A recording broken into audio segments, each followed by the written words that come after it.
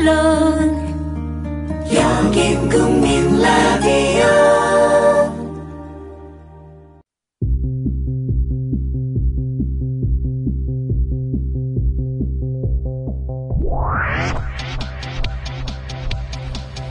애청자 여러분 안녕하십니까. 개편 이후 처음 인사드립니다.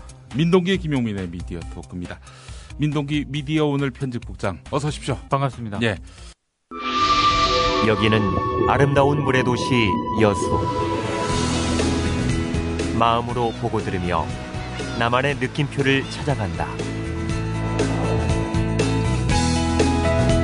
몸과 마음이 쉬어가는 곳, 우리를 살맛나게 하는 곳, 아름다운 여수로 오세요. 삶이라는 여행이 더 행복해집니다. 포털 검색창에 여수시를 검색하세요. 지상철 조합원 신청 광고입니다. 강화대교 앞에서 개념 부부가 만드는 개념 곰탕 연지연 곰탕. 연지연이란 가마솥의 장작불로 온종일 구워내는 곰탕을 서로 나누어 이어지는 인연이란 뜻입니다. 연지연 곰탕이 민주주의를 열망하는 조합원 여러분과 국민의 건강을 책임지겠습니다. 곰탕 포장 판매는 한 팩 800g에 7,000원이며 7팩 이상은 무료 배송으로 드립니다. 연지연 곰탕은 강화대교 입구에 위치해 있습니다. 단체 주문 예약 및 포장 주문 전화번호는 010-7252-1114, 010-7252-1114, 031-989-9968. 조합원 단체 예약은 10% 할인해드립니다.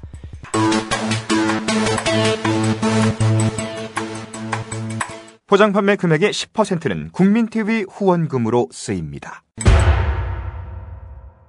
저희가 이 시간대 평일에는요 조상훈 우리 사무국장과 함께 조간 브리핑 하죠. 합니다. 네. 토요일은 또 맥을 같이 하는 미디어 토크를 이렇게 방송하게 됩니다. 네. 국민 라디오가 처음에 이 방송을 시작할 때 사람 수도 적고 뭐 그래가지고 제가 뭐 정말 시간 단위로 목소리가 나오는 그런 참극이 발생했는데 조금씩 그래도 좀 사정이 나아지고 또 유능한 방송인들이 함께하면서 제 목소리가 이제 많이 줄어들게 되고요. 네. 이제는 어느 한 시간띠에만 제가 이제 나오는 걸로 하는 것이 이제는 타당하지 않겠는가. 그게 바로 이 시간대군요. 그렇습니다. 그래서 아침 8시 때에는 김용민 목소리를 들을 수 있다. 이렇게 네. 하고 물론 토요일에는 좀 제가 많이 나옵니다. 아침 9시부터 방송되는 나는 곱살이다. 그리고 오후 3시에 투돼지쇼. 예. 예.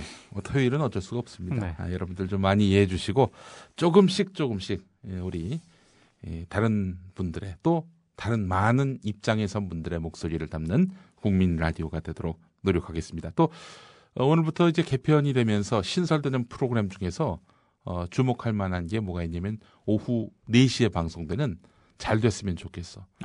강원 영동 지역에 있는 우리 국민 TV 조합원 분들이 만드는 네. 풀뿌리 팟캐스트 오늘 신설됩니다. 그러면 그 팟캐스트는 네. 강원 지역에서 직접 만드는 건가요? 그렇습니다. 강원 영동 지역의 녹음실에서 네. 우리 조합원 3분이 녹음하시는 거를 네. 현지에서 제작해서 보내주는 겁니다. 예.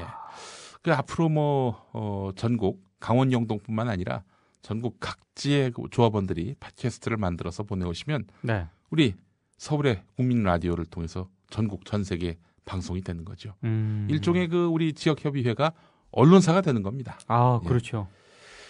지금은 이제 지역 언론, 특히 지역 방송 같은 경우에는 그 로컬 안에서 한정된 시간에 방송하는 거였는데 네. 그게 아니라 그 지역에서 만든 걸 전 세계가 함께 공유하는 국민 라디오식의 그런 지역 방송 그 문화를 한번 만들어 나가보려 하고요. 네. 나중에 규모가 커져서 지역 자체 TV 뉴스를 하게 된다. 그럴 경우에는 또 이런 방법을 모색하고 있습니다.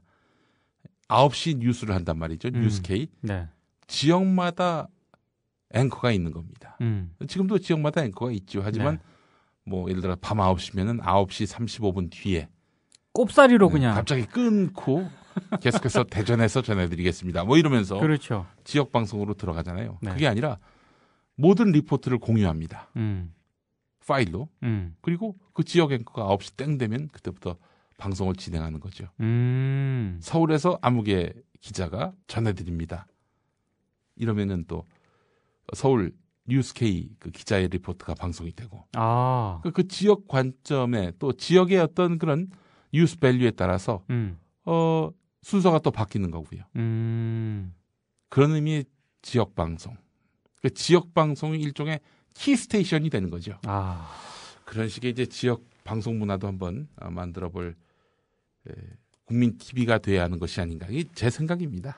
뭐 어디 합의된 내용은 아니고 그냥 뭐 저는 그렇게 가는 것이 옳지 않겠는가라는 생각을 해봤는데 네. 지금처럼 지역 방송이 완전히 서울 중앙 방송에 예속이 돼가지고 이런 구조는 좀 바뀌어야 되겠다. 그러니까 서울 중앙에 예속도 됐고, 예. 저도 이제 가끔 이제 저희 부모님이 청주에 계시고 예. 또 지역에 어떤 일이 있어서 내려갈 때 이제 네. 지역 뉴스를 보는데 예. 그 뉴스의 대부분이요. 예. 지역민들의 예. 어떤 그 필요와 이해 네. 이런 쪽의 어떤 아이템보다는 주로 이제 지역 유지, 네. 관 예. 이런 쪽 얘기들을 많이 다룬단 말이에요. 예. 그러니까 거기에서 어떤 맹점이 좀 있는 것 같더라고요. 네. 그리고 또 요즘 또 보면은 지역 방송들이 우스운 게 뭐냐면 네. 지역의 이익을 일정 부분 대변할 필요는 있겠는데 네. 같은 MBC 브랜드인데 네. 대전 MBC하고 광주 MBC가 지역 간 충돌이 빚어질 때는 그 싸움을 조장하고 부채질을 합니다. MBC라는 간판 아래 똑같이. 네. 이게 최근에 그 경북 고속철도 네네네네. 호남선이 이제 호남선. 3월에 개통이 되는데 네. 이 서대전. 그렇죠. 충청북도 오송에서 충청남도 공주로 다이렉트로 이제 그렇죠, 그렇죠. 라인이 이어지면서 네. 뭐 익산까지는 용산에서 66분 걸리고 네. 하는데 그러다 보니까 서대전에서 호남을 향해서 기차를 타는 사람들이 반발을 하는 거예요. 그렇죠. 그래서 한 20%는 서대전을 거쳐가게끔 네. 만들었단 말이죠. 그렇죠. 자, 그랬더니 또 광주가 발끈하고 나섰고 광주가 발끈하고 나서니 저대로 내버려두면 다시 또 오송에서 공주까지 직행할 가능성이 있다. 이렇게 판단돼서였는지 네. 20% 너무 작다. 또 대전 MBC는 또 이렇게 계속 부채질을 하고 있단 말이죠. 그 사항을 한번 좀 들어보겠습니다. 네. 예. 호남과 충청, 서대전역 정차 문제를 놓고 지역 갈등이 고조되고 있는 모양새. 대전을 거치지 않고 오송에서 곧바로 공주로 갈 경우 즉 용산역을 출발한 열차가 오송과 공주, 익산을 거쳐 광주 송정까지 운행할 경우 1시간 33분이 걸리지만 기존 노선을 이용해 서대전역을 들를 경우 45분이 더 걸립니다. 수도권까지 왕복 반나절 생활권을 기대했던 호남권 주민들이 반발하고 있습니다. 호남권 주민들의 과도한 희생을 전제로 한 서대전역 우회 운행 방안은 반드시 철회되어야 할 것입니다. 하지만 대전시는 대전권과 호남권을 오가는 승객이 많다며 고속열차의 20% 이상이 서대전역을 경유해야 한다고 주장하고 있습니다. 그것이 중심으로 해서 상권이 형성되어 있습니다. 그리고 대전에 또 호남을 가야 되는 호남 인구가 굉장히 많습니다. 흥미로운 것은 이 문제에 대한 광주 또 대전 언론들의 상반된 목소리. 같은 MBC지만 먼저 대전 MBC의 장난 보도. MBC 뉴스투데이의 대전 세종 충남 시작합니다. KTX가 서대전역을 아예 거치지 않을 수도 있어서 논란이 되고 있습니다.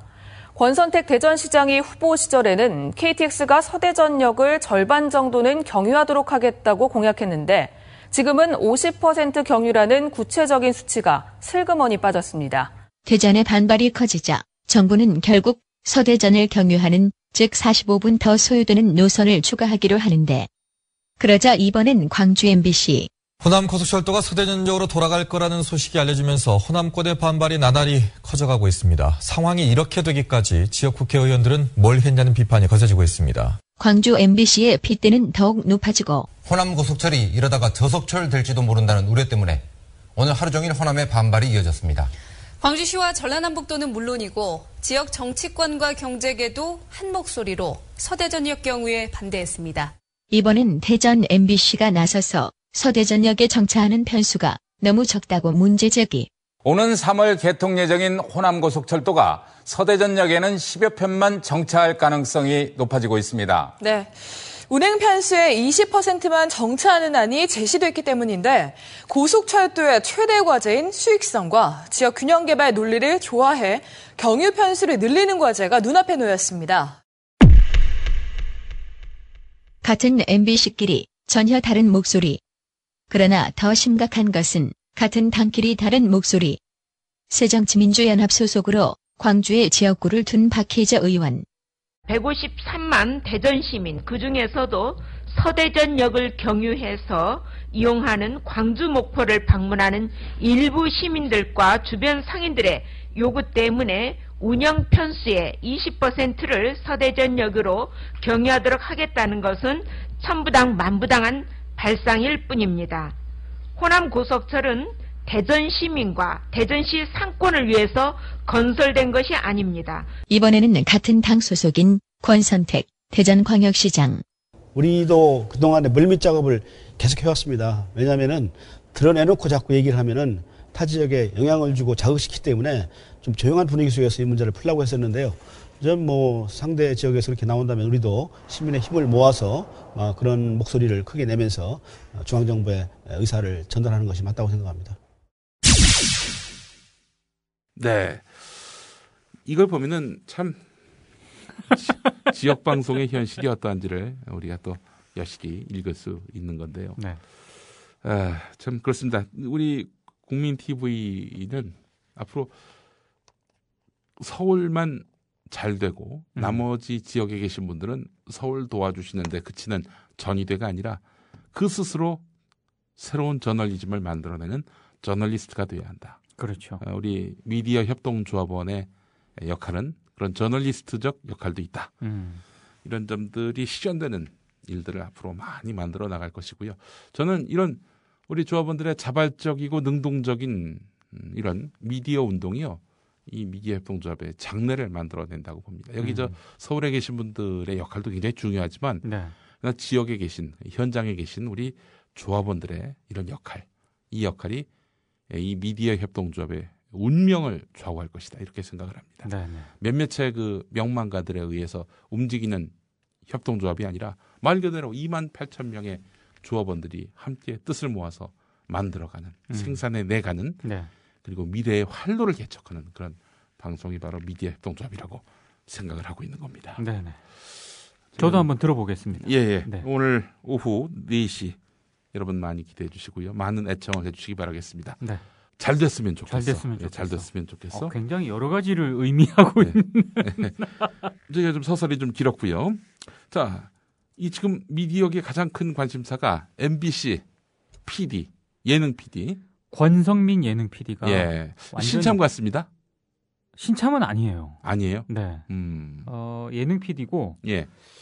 입봉을 했답니까? 입봉이라는 표현이 일본식 표현입니다만. 일본식 표현이긴 한데. 예. 저도 이제 이 권성민 PD의 뭐 주요 작품이라든가 이런 거는 정확하게 모릅니다. 예. 근데 어찌됐든 이른바 김재철 전 사장이 MBC 사장으로 부임한 이후에 뭐 파업도 한번 있었고요. 그 이후에 파업 후유증이 있지 않았습니까?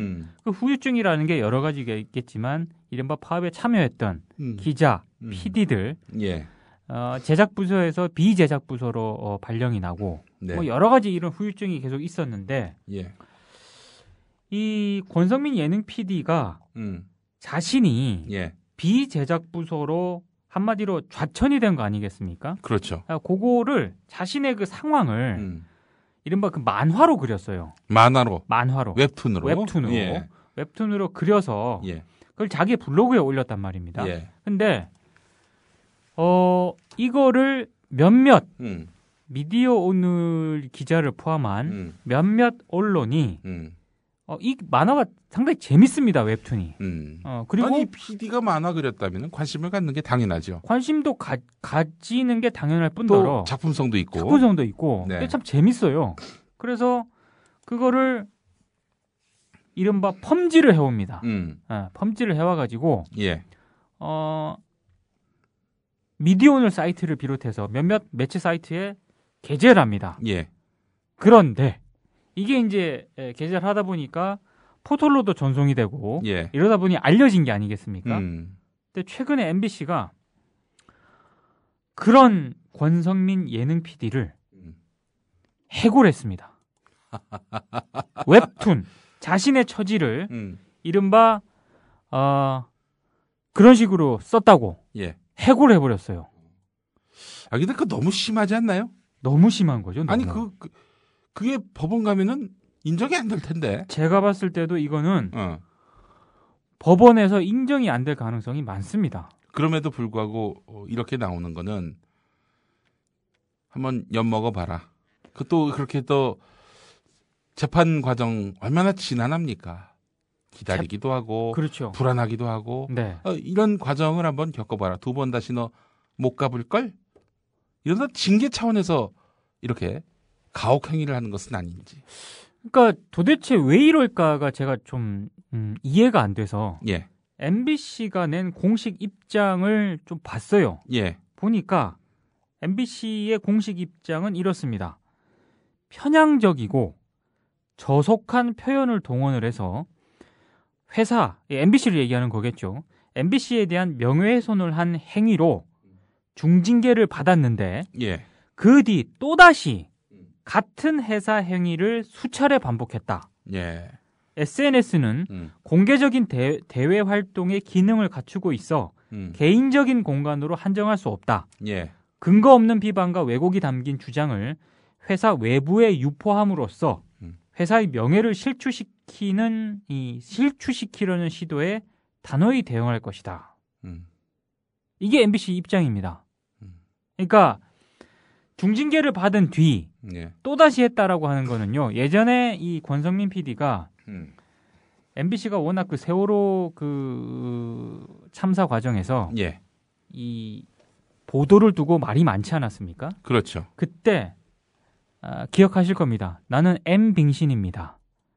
이런 글을 올린 적이 있습니다. 예. 그때 한번 또 징계를 한번 받았었거든요. 예. 그러니까 이제 한마디로 가중 처벌이 된 게 아닌가. 저는 이런 생각이 얼핏 들었습니다.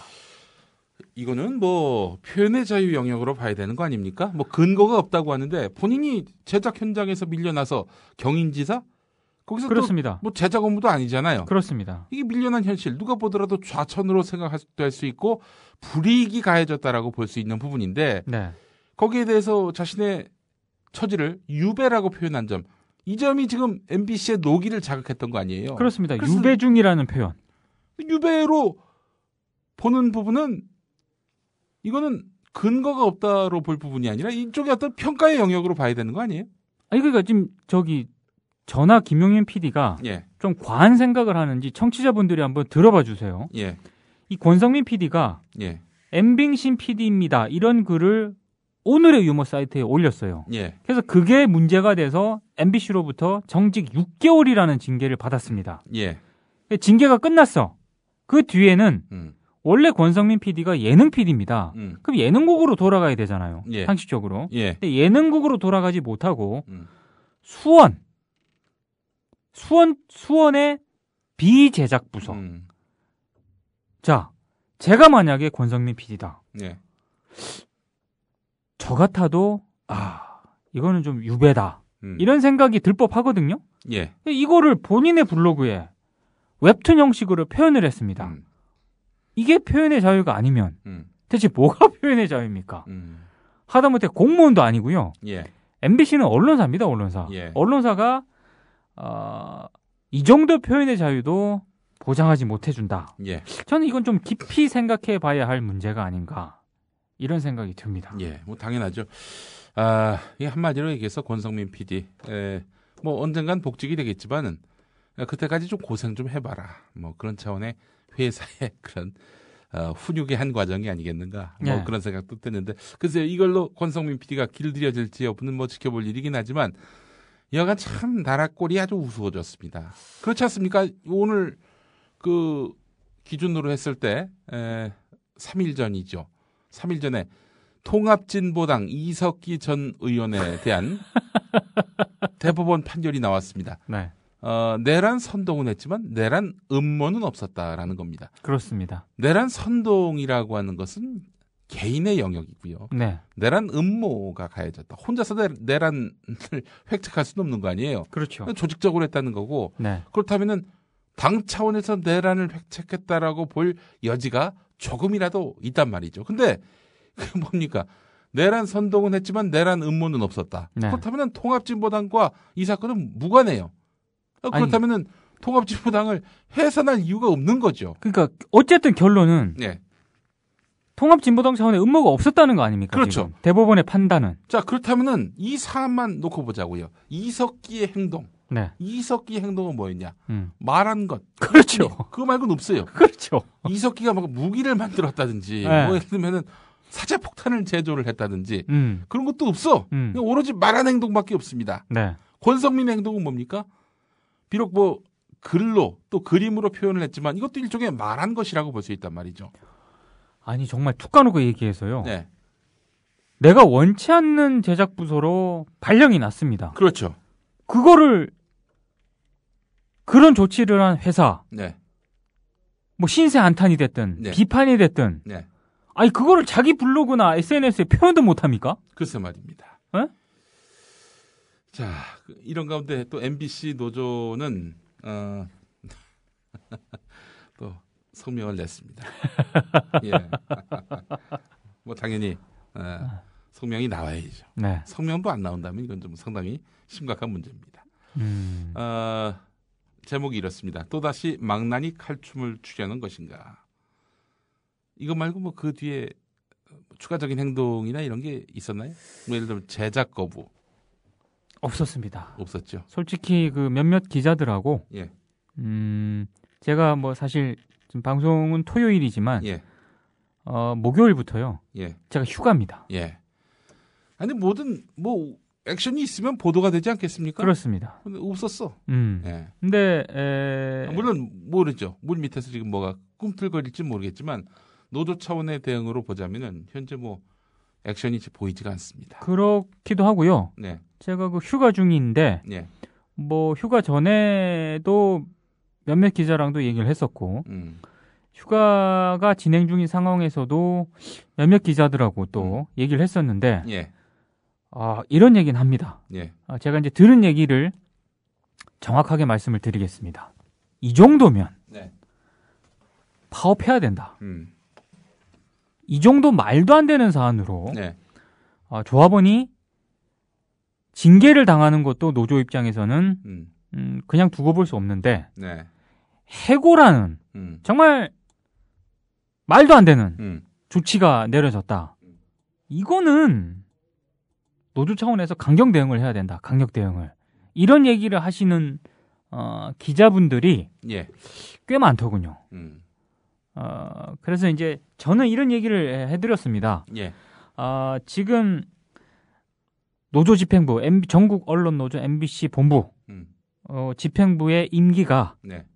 2월까지입니다. 2월까지. 예. 곧 끝나는군요. 곧 끝납니다. 예. 근데 통상 MBC 차기 MBC 노조, 그러니까 전국 언론 노조 MBC 본부 노조 집행부가 이때쯤 꾸려져서요. 네. 선거운동을 하러 다녀야 되는 시기입니다. 근데 제가 계속해서 MBC 담당 출입을 하고 있는 김도현 기자한테 물어봅니다. 예. 다른 기자들한테도 물어보고 예. 레이더에 안 잡히고 있답니다. 그러니까 집행부 선출을 아직 못하고 있는 거예요. 모르겠습니다. 물 밑에서 하고 있는 줄은 모르겠는데 예. 통상 지금 이 1월 중순이잖아요. 지금. 예. 그러면 선거운동을 해야 되거든요. 예. 근데 선거운동을 못하고 있어요. 그 얘기는 뭐냐면 네. 추정입니다만 예. 나서려는 아직 후보가 없는 것 아니냐. 나섰다가 자기한테 어마어마한 불이익이 있을까 봐? 뭐 그 이유는 제가 단정할 수 없지만 일단 나서기가 상당히 좀 꺼려하는 그런 분위기가 아닌가. 그래서 지금 차기 집행부를 못 꾸리고 있는 게 아닌가. 이런 제가 얘기를 하면서 네. 아마 지금 집행부가 누구보다도 붕괴는 하고 있을 거지만 네. 좀 강경하게 대응할 수 없는 그런 내부의 복잡한 상황이 있을 것이다. 예. 왜냐하면 지금 시기적으로도 약간 좀 이상해요. 복잡하지 않겠습니까? 노조집행부, 노조위원장 나오려는 사람도 없고 예. 꾸리지도 못하고 있는데 지금 이런 상황이 떨어졌어요. 내가 만약에 노조위원장 됐다가 지금 저렇게 회사가 그야말로 조자룡 칼춤 추듯이 그야말로 미친 칼을 휘두르고 있는데 이런 상황에서 내가 괜히 나섰다가 나까지 불이익을 당하는 거 아니겠는가? 뭐 그렇게 지금 염려하고 있는 건가요? 염려를 좀 뭐 그렇게 하고 있을 수도 있고요. 예. 저는 오히려 예. 이거는 이제 저희 추정입니다. 그러니까 예. 이게 말이 안 되잖아요, 솔직히. 예. 언론계 상식으로 봤을 때. 예. 웹툰 그렸다고 해고를 하는 게 말이 됩니까? 오히려 저희 추정이자 하나의 그 시나리오이긴 합니다만 예. 해석이죠. 예. 지금 이 노조의 이런 좀 어수선한 그런 상황. 예. 이 상황에 좀 그런 상황을 좀 이용한 회사에 네. 다분히 의도된 강경 조치가 아닐까. 아. 저는 이런 추정을 조심스럽게 한번 해봅니다. 그러니까 지금 노조는 완전히 무력화됐다. 우리가 초강수를 두면 뭐 욕하는 놈들이 있겠지. 미디어 오늘을 포함해가지고. 그러거나 말거나 이 노조를 확실하게 다잡을 수 있는 그런 계기가 마련될 것이다. 그런 의도가 하나 있다고 보고 네. 또 다른 의도를 추정을 해본다면 노조 집행부 교체기입니다. 차기 집행부를 아직 못 꾸리고 있는 그런 상황에서 예. 회사가 이런 초강수를 둔다. 아마 차기 집행부에 혹시라도 좀 생각이 있는 선수들한테 예. 이 굉장히 압박감입니다. 이런 초강수는. 왜? 본인이 돼서 이걸 지금 수습을 해야 되거든요. 예. 약간 그런 의도도 있는 게 아닌가. 안 그러면 저는 이런 비상식적인 조치를 네. 굳이 이 단계에서 내릴 필요가 없지 않나. 네. 저는 이런 생각을 좀 이게 왜 그럴까를 한참 생각을 하다 보니까 예. 좀 그렇게까지 생각이 미치더군요. 네.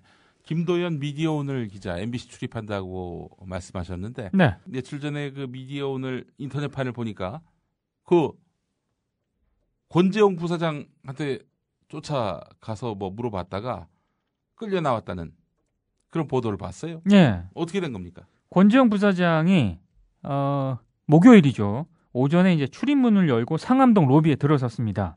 그때 미디어오늘 기자만 있었던 게 아니고요. 한겨레, 네.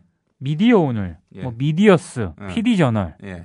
이런 쪽 약간 미디어 이쪽에 관심이 많은 MBC가 아주 싫어하는 그렇습니다. 네. 그런 기자들이 있었는데 이제 권재용 부사장이 오니까 예. 한겨레 기자와 예. 미디어오늘 김도연 기자가 물어봐야 될 거 아닙니까? 물어봐야죠. 도대체 왜 해고를 하셨냐 이걸 물어봐야 되는 거고 네. 당연히 이제 그쪽으로 권재용 부사장이 들어오니까 가서 물어본 거죠. 예. 이른바 권 PD 해고에 대한 입장. 예. 이걸 좀 밝혀달라. 예. 왜 해고했느냐. 네. 그러니까 권 부사장이 아무 얘기도 안 했습니다. 예. 그래서 계속 이제 물으니까 그때 MBC의 한 관계자, 제가 휴가라 이 관계자가 누군지는 못 물어봤습니다만 예. 관계자가 자신의 부하 직원에게 이 김도연 기자가 쓴 기사에 따르면 이렇게 돼 있습니다. 예. 쫓아내라. 예. 이렇게 얘기를 했고요. 지시를 받은 직원 2명이 기자를 쫓아내라. 이렇게 얘기를 했다고 하고 예. 당사자가 저 김도연 기자니까 당사자가 들은 거 아니겠습니까? 그렇죠. 지시를 받은 직원 2명이 미디어오늘 기자, 김도연 기자겠죠?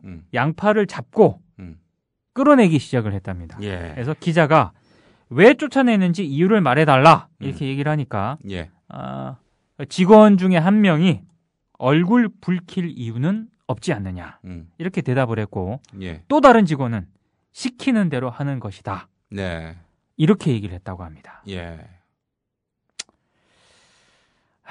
안타깝네요. 예. 좀 뭐라 할 말이 없습니다, 진짜. MBC가 이제 완전히 몰락의 길로 가고 있는 거고요. 저는 이게 MBC만이 아니라 우리나라 지상파 방송의 그 몰락의 길로 가고 있는 것이라고 봅니다. 그러니까 참 어찌 보면은 참여정부 때, 김대중 정부 때 확실하게 저물었어야 할 지상파의 수명이 좀 연장된 측면이 있다라는 생각도 해요, 요즘에. 당시 지상파 방송은 그래도 가장 공정하고 뭐 누구에게나 비판의 칼날을 들이댔던 공정 언론의 화신이자 상징이었거든요. 그렇죠. 그런 와중에 또 이 방송사에 몸담고 있는 이들의 몸값도 많이 올라갔고 또 그들에 대한 그 대사회적 신뢰도도 상당히 높아져 갔고요. 네. 그렇지만은 이렇게 사장 한 명 바뀌었다고 물론 정권이 바뀐 면도 있습니다만은 이렇게 순식간에 나락으로 빠지는 그런 하찮은 아주 저렴한 그 민낯이 드러나게 되면서 이렇게 지상파도 몰락하는구나라는 생각을 저는 요즘 갖습니다. 사실 김도연 기자가 예. 이 권 PD 해고 조치를 들었을 때 굉장히 충격을 받았습니다. 네. 왜냐하면 이 권 PD 블로그에서 예. 이 웹툰을 펌지를 한 당사자가 예. 김도연 기자입니다. 예. 그래서 자기 때문에 이제 해직됐다고 자기 생각하는 거예요? 때문에 해직이 된 게 아닌가. 괜히 이거를 좀 많은 독자분들한테 한번 좀 알리기 위해서 네. 그렇게 한 건데 네. 이게 결과적으로 정말 예상치도 못한 해고라는 조치가 내려지니까 김도연 기자가 굉장히 자책을 했고요. 예. 뭐 저나 김도연 다른 뭐 미디어오늘 기자들이 너 왜 네가 자책을 하느냐 이렇게 얘기를 했는데 아니나 다를까 김도연 기자가 기자 수첩을 썼더군요. 참 제가 휴가 중에 이 기자 수첩 보고요. 참 이 김도연 기자가 많이 괴로워하고 있다는 걸 알았는데 한마디로 이겁니다. MBC 명예를 실추하는데 자기가 가담을 했다. 자기가 유포를 한 거다. 예. 그러니까 차라리 나를 고소를 해라. 에? 이런 기자 수첩을 썼더라고요. 자기를 고소하라고.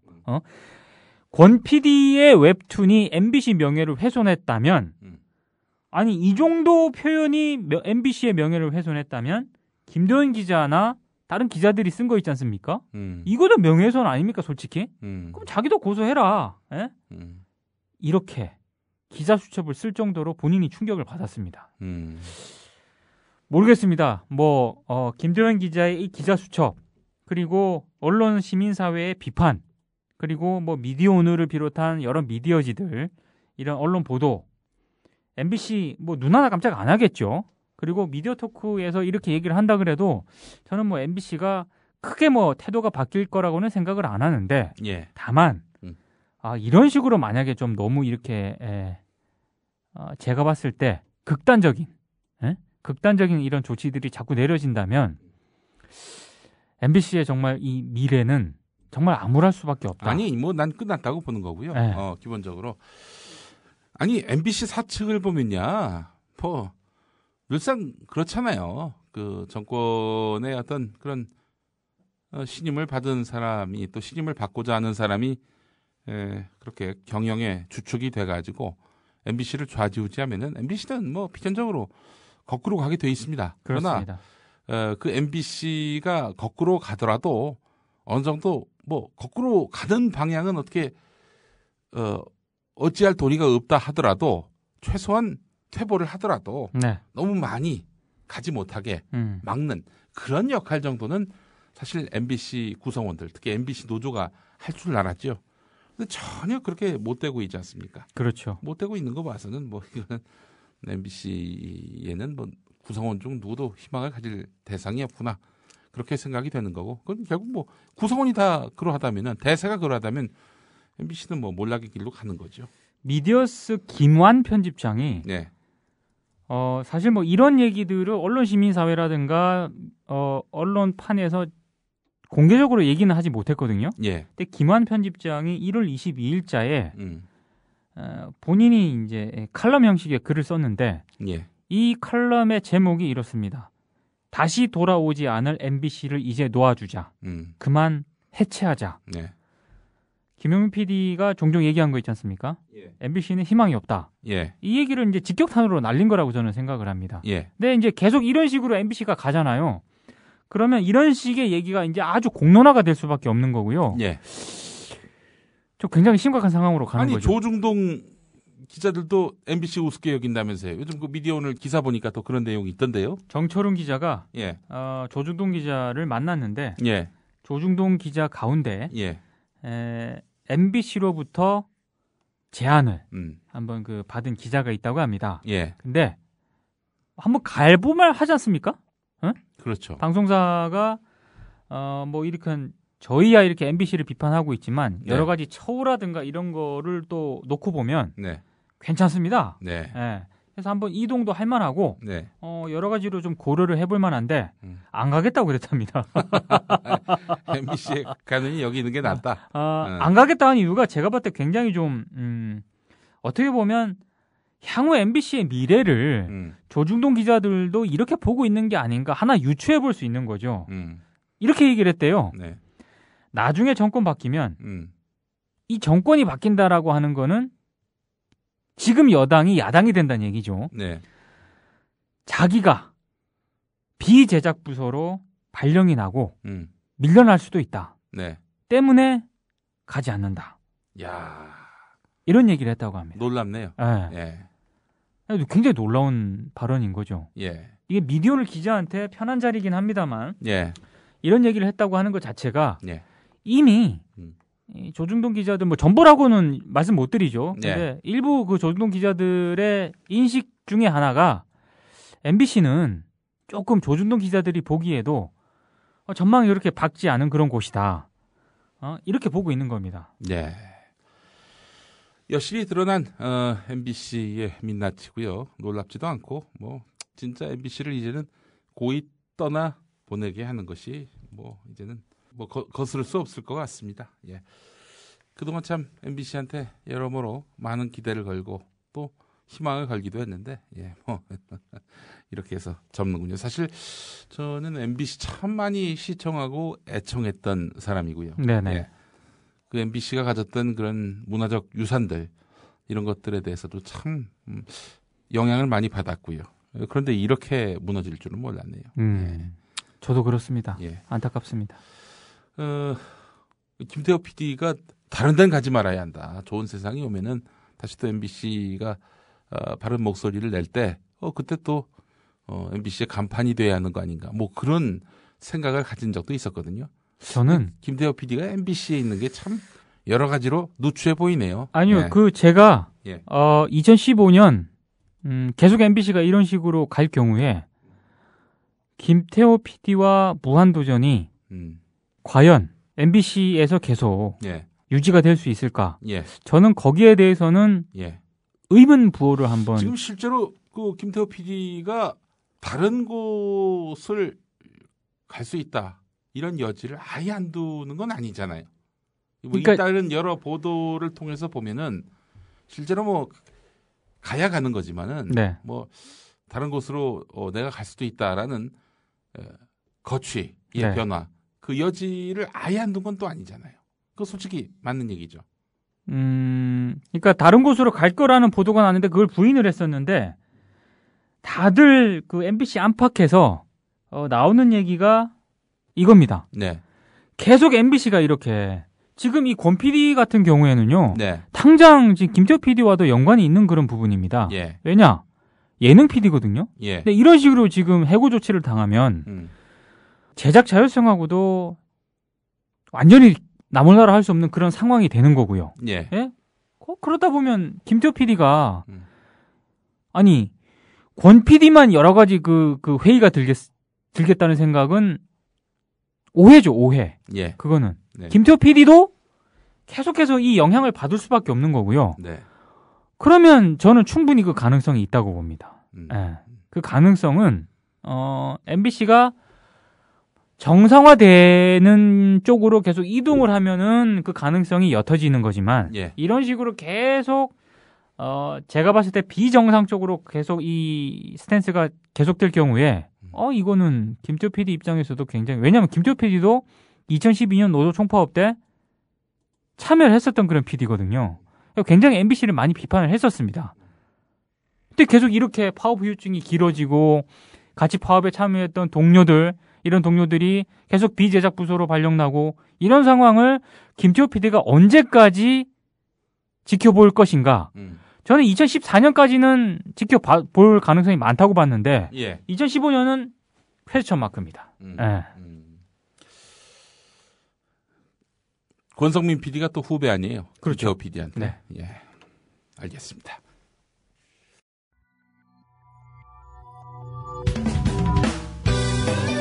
미디어를 알아야 미디어에 먹히지 않는다. 저쪽에 이명박근혜가 있다면 이쪽에 민동 김용민이 있다. 미디어계 길라잡이 민동기 김용민의 미디어 토크. 김영란법과 관련해서 언론계에도 많은 영향을 받는 모양이죠. 이거 보도가 잘 안 돼서 그렇죠. 예. 언론인들이 굉장히 민감하게 반응하고 있습니다. 그 김영란법이라고 하는 것이 뭐 뇌물 없애는 뭐 청렴을 그 강조하는. 그러니까 정확하게 이거예요. 예. 김영란법 그러는데 예. 이게 정확한 용어가 부정청탁 및 예. 금품 수수 금지에 관한 법입니다. 그 공직사회뿐만 아니라 언론계, 이 그렇습니다. 민간에도 적용하는 법이란 얘기죠. 그렇습니다. 모든 언론인이 다 그러합니까? 원래는 언론인 같은 경우에는 예. KBS, EBS와 같은 네. 공영방송 종사자만 적용 대상으로 했는데 민간 방송 아니고 그렇습니다. 예. 입법 과정에서 예. 민영방송사는 물론이고요. 신문사, 그러니까 모든 언론 종사자들을 포함을 시켰습니다. 예. 그 내용이 뭐냐? 대가성이 없고요. 직무와 관련되지 않아도 예. 한 번에 100만 원, 연간 300만 원이 넘는 금품을 받은 언론인은 예. 형사처벌을 받는다. 어허. 이겁니다. 예. 야, 그러면 이거 아주 굉장히 무서워지는데요. 예를 들어서 기업들이 언론인들을 상대로 뭐 이런저런 접대하는 경우가 많잖아요. 많죠. 접대를 하는데 반드시 기입한다고 합니다. 그렇죠. 반드시 기입을 반드시 해요. 기입을 합니다. 어느 놈한테 뭘 처먹였는지 다 기록이 돼 있어요. 네. 뭐 먹인 것뿐만 아니라 돈 준 것까지. 그렇죠. 왜냐? 뭐 그냥 그런 기입을 하지 않으면은 그 돈을 갖고 있는 사람이 지가 먹을 수도 있잖아. 그렇죠. 기입을 한다고요. 만약에 네. 그 기입한 내용이 수사기관에 넘어간다? 그 이제 돈 받은 사람, 뭘 얻어 처먹은 사람들 다 이 법에 저촉되는 거 아닙니까? 그리고 가끔 그런 경우도 있답니다. 저도 예. 들은 얘기인데 예. 이를테면 위에서 이렇게 한 뭐 100만 원 누구한테 김용민 PD한테 줘라 예. 해가지고 이제 가잖아요. 예. 그러면 50만 원만 주고 예. 50만 원 삥땅 치는 경우도 있대요. 허허. 근데 이른바 기입할 때는 예. 100만 원 줬다고 기입하는 거지. 별의별 일이 다 생기더라고요. 얘기 들어보니까.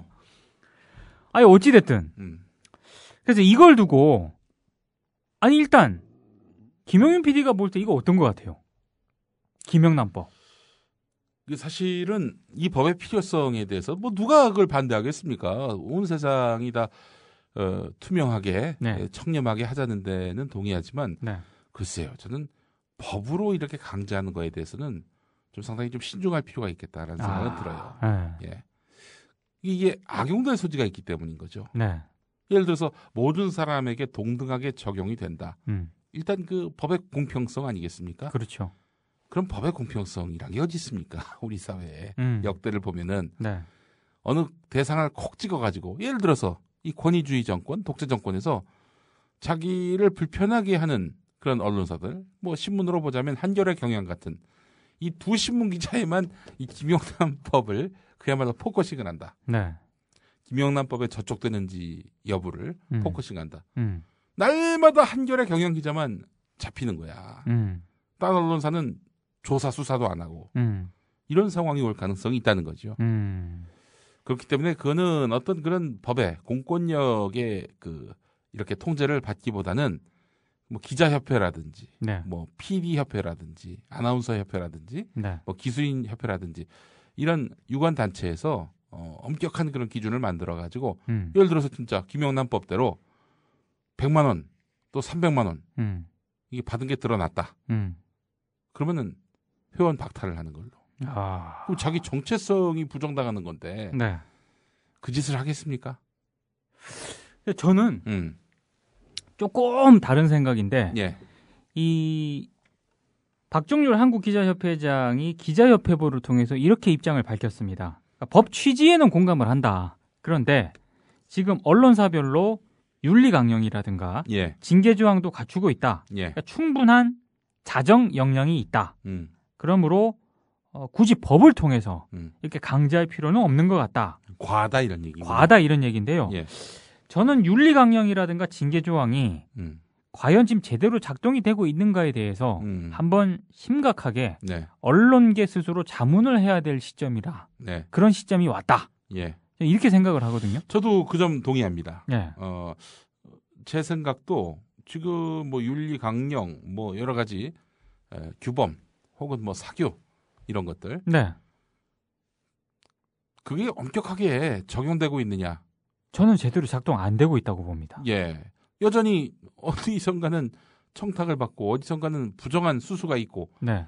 이런 어떤 비리와 비행이 엄존하고 있는 이런 상황에서 네. 지금 뭐 그걸 통제하고 처벌할 수 있는 충분한 규제 장치가 있다.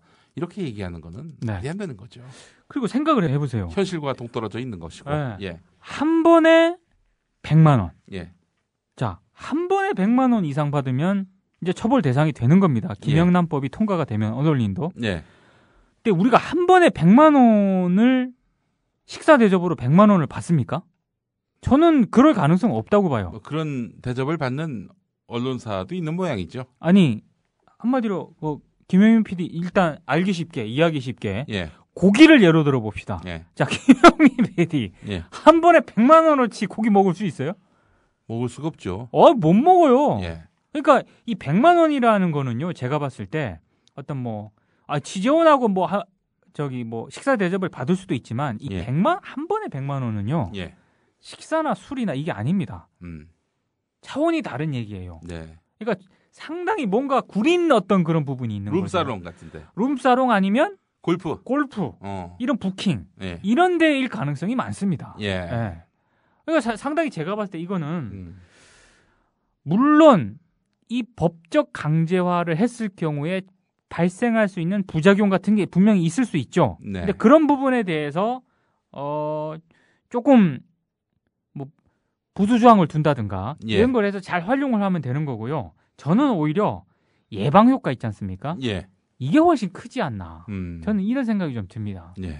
언론 자유를 제한할 수 있다라고 하는 거는 저는 언론의 이 청탁 접대 문화에 익숙해 있는 언론인들이 네.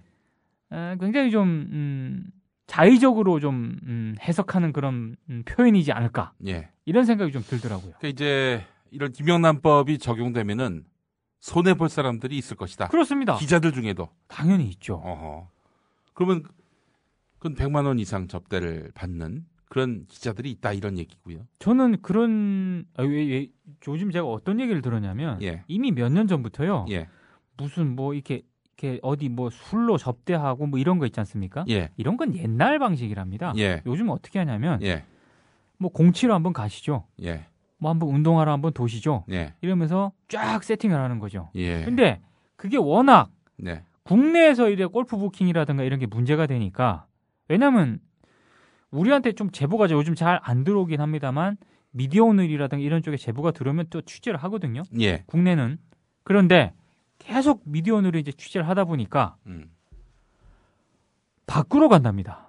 밖으로? 네. 나라 밖으로. 나라 밖으로. 아. 그럼 봐요. 비행기, 예. 거기 또 숙식, 음. 골프 부킹, 이것만 해도 또 뭐 처먹어야 되는 거 아니야? 그렇죠. 아. 그 100만 원이 넘어가는 거예요, 그거는. 어허. 이게 문제가 되는 겁니다, 이게. 저는 이런 언론인들이 아직 있다고 보거든요. 예. 이런 언론인들을 강제하거나 예. 이런 언론인들을 방지하기 위해서는 네. 이 법적으로 좀 제재할 필요가 있다. 우리 저 박종률 기자협회장께서 좀 생각을 달리 하셔야겠네. 예. 그 기자협회가 언론노조하고 다르죠. 다릅니다.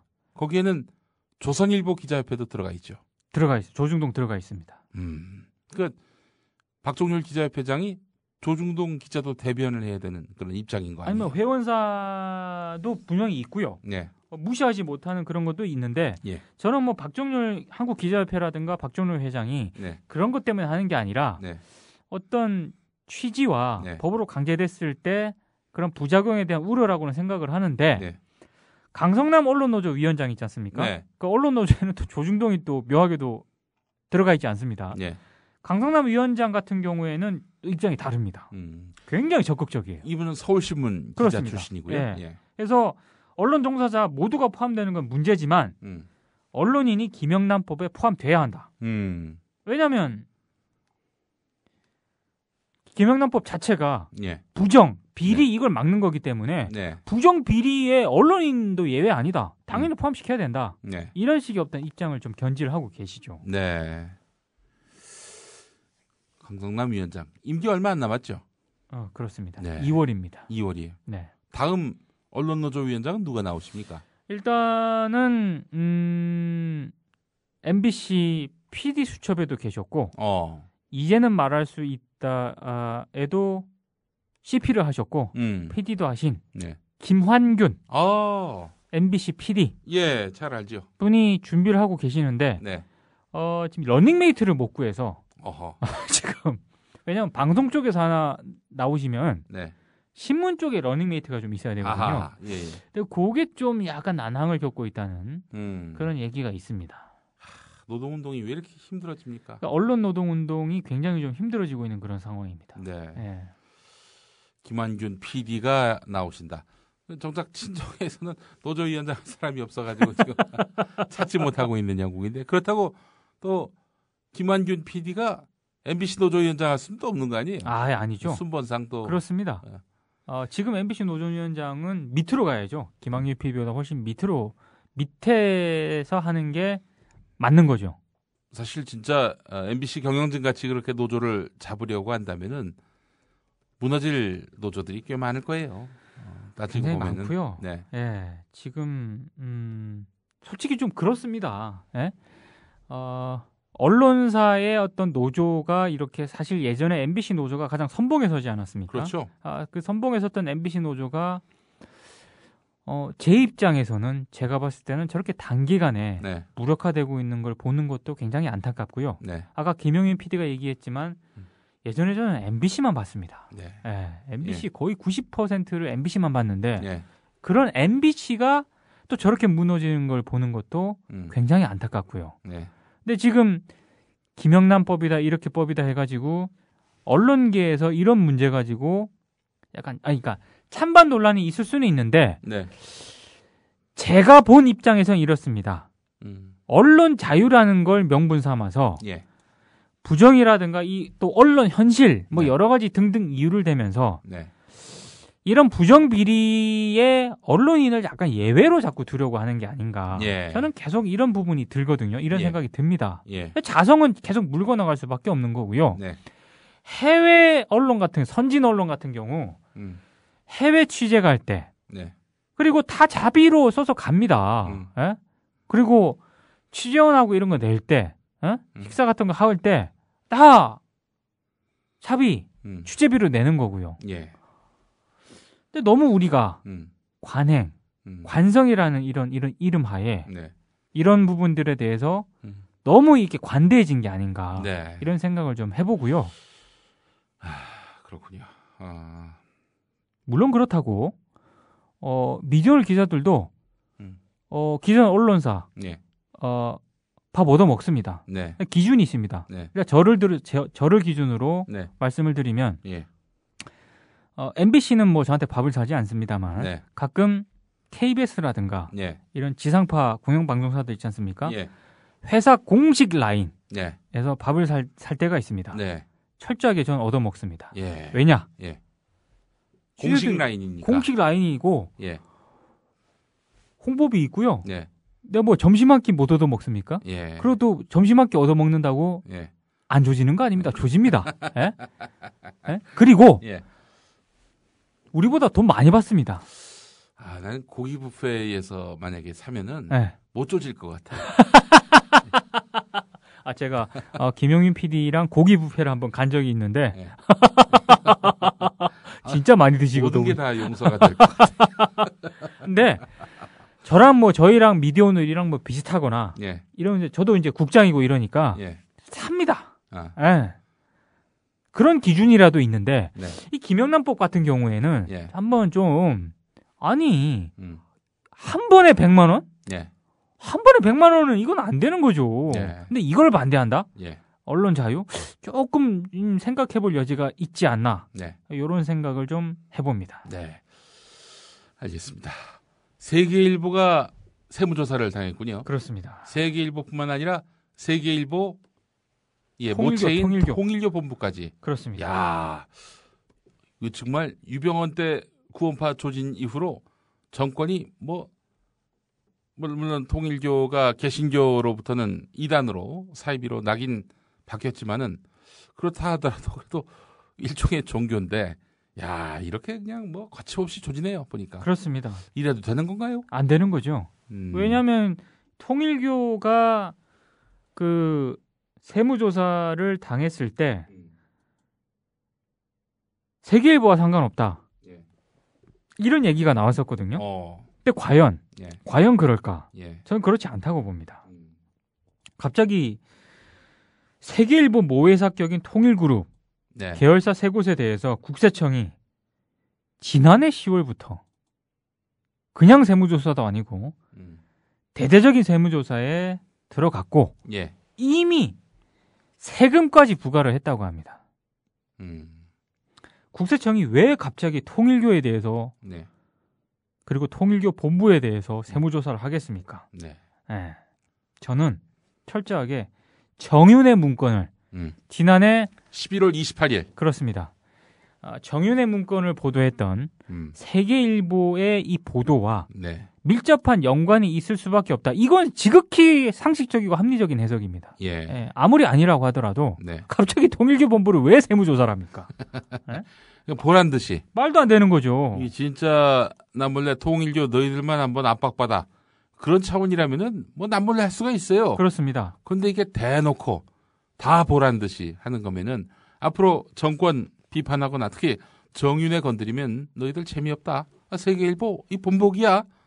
좀 제대로 보라고. 이 시범 케이스라니까 이 얘기 아닙니까? 그렇습니다. 사실 국세청이 세무조사를 한번 하지 않습니까? 이게 아무리 이 회계라든가 이런 거를 이렇게 문제없이 했다 하더라도요. 세무조사를 한번 하게 되면 이게 안 털릴 수가 없어요. 이른바 영수증 처리. 이게 사실 어떻게 붙이느냐에 따라서 얼마든지 다르게 해석을 할 수 있는 거거든요. 야, 이게 굉장히 골 때리는 그런 부분이고 회계상에서 오류가 발견이 됐을 때 이걸 국세청이 과연 발표하기 나름이지 않습니까 또. 왜 지금 이 시점에서 세계일보 모회사격인 통일그룹 계열사 등등에 대해서 세무조사를 했을까? 그것도 국세청이 전국적으로 동원이 됐습니다. 이거는 굉장히 정치적인 해석을 충분히 나올 수 있는 그런 조치라고 생각이 됩니다. 근데 이 차원은 어떻게 해석을 해야 됩니까? 이 회장이 이렇게 교체가 됐습니다. 전격적으로. 그것도 이제 반드시 이런 세무조사와 연관이 있다 이렇게 단정은 못하지만 오비일학이죠. 오비일학이죠. 한마디로. 오비일학이고 계속해서 세계일보라든가 통일교 쪽에 저는 이렇게 세무조사가 전격적으로 그러니까 아주 전방위적으로 지금 국세청이 동원이 된 걸로 지금 정황이 드러나고 있잖아요. 그런 상황에서 봤을 때는 이미 세계일보의 상당한 압박 같은 게 유언무언으로 작용이 됐다. 이렇게 생각이 되고요. 그런 차원에서 최근에 회장 교체라든가 세무조사라든가 이게 1년의 연장성이 있지 않나 이런 해석을 조심스럽게 해봅니다. 앞으로 아마 그럼 저희 관심사는 이거 아니겠습니까? 통일교가 쉽지 않죠. 이 종교재단이 정권 차원의 어떤 그런 거를 반발하기가 쉽지 않고요. 또 하나는 세계일보가 지금까지 취해왔던 그런 스탠스 있지 않습니까? 이거 앞으로 쉽지 않아요. 왜? 국세청이 바보가 아닙니다. 세계일보를 치기에는 말이 나올 수가 있거든요. 그러면 세계일보를 압박하는 방법은 쉽죠. 모기업을 건드리면 됩니다. 김용민 PD와 제가 누차 강조했던 JTBC 손석희 보도부문 사장을 압박하려면요. 손석희 사장과 JTBC를 치는 방법이 아닙니다.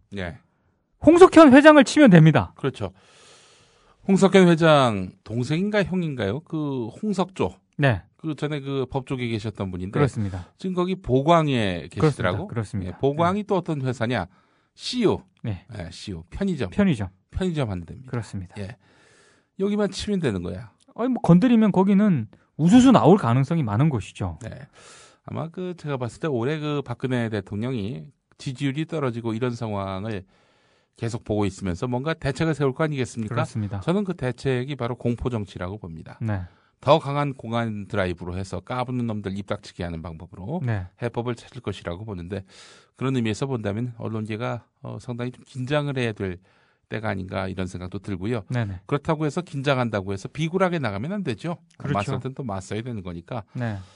언론 위기가 이제 표면화되고 현실화되고 있는 이때 언론인들이 더 큰 결기로 이런 위기를 좀 극복해 나가는 노력들을 해야 되지 않겠는가 하는 생각을 해보게 됩니다. 그렇습니다. 애청해 주신 여러분 감사하고요. 우리 민동기 국장 다음 주에 또 뵙도록 하겠습니다. 고맙습니다. 예. 국민라디오 팟캐스트 응원하는 가장 쉬운 방법 아시나요? 다운로드하기, 별점 주기, 댓글 달기, 구독하기. 국민라디오 팟캐스트 널리 알리는 가장 쉬운 방법. 다운로드하기, 별점 주기, 댓글 달기, 구독하기. 기억하세요. 다운로드하기, 별점 주기, 댓글 달기, 구독하기.